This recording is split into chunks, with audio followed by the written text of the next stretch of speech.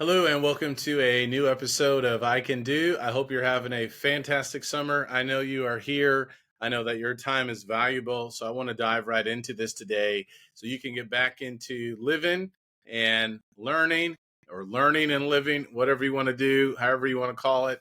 Hopefully, we're doing both, learning and living the right way so we don't have to live and learn.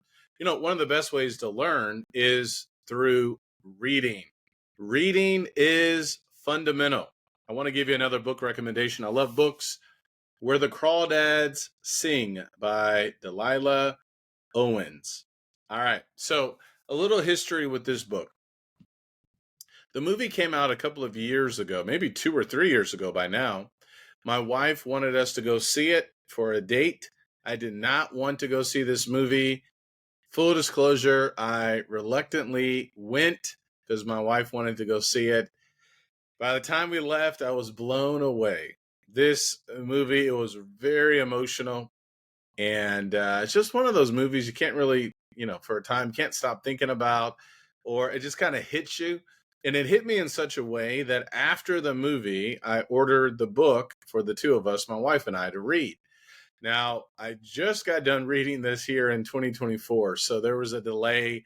I will say that the movie and the book, the movie is actually really closely related to the book. So, some movies are just way off from what the book says. And I know there's different poetic licenses and things like that people will do to change things up in the movie. But it actually felt really, really close. The book is about a young girl by the name of Kaya in the 1960s who lives in North Carolina. Her parents, it's a terrible living situation. Her mom decides to leave her and the rest of the children, or most of the children. Her father's an alcoholic. So she's basically growing up by herself.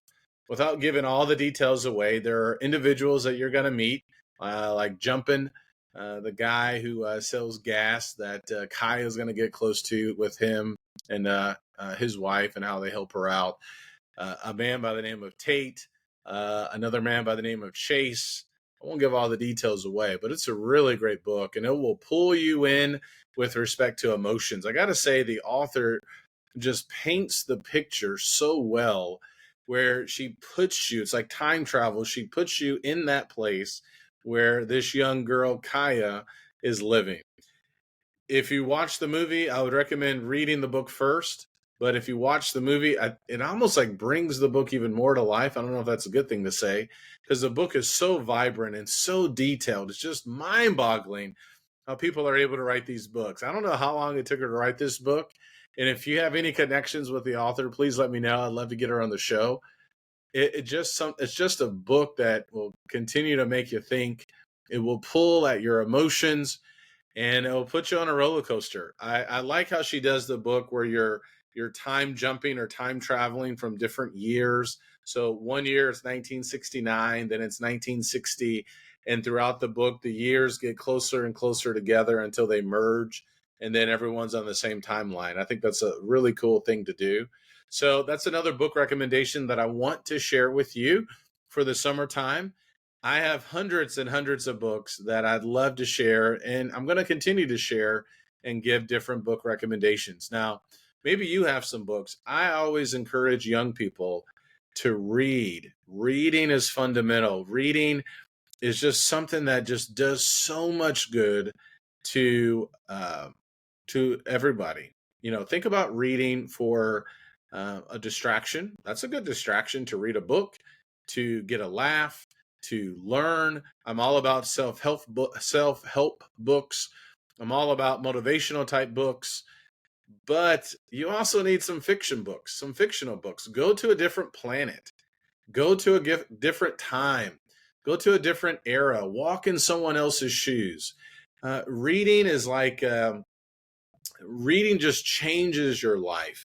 Reading is like a well in that there's just an endless supply of resources.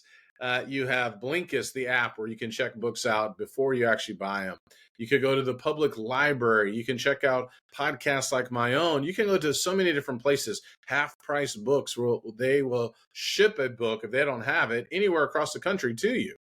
So, reading is just something that is so enjoyable.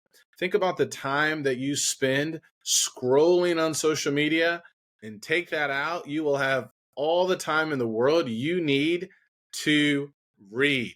So, we can't say that we don't have time to read. Busy is a decision. And I want to encourage you, check out this book, Where the Crawdads Live. You will have a great time reading it. Now, you may also cry, but crying is a good thing as well.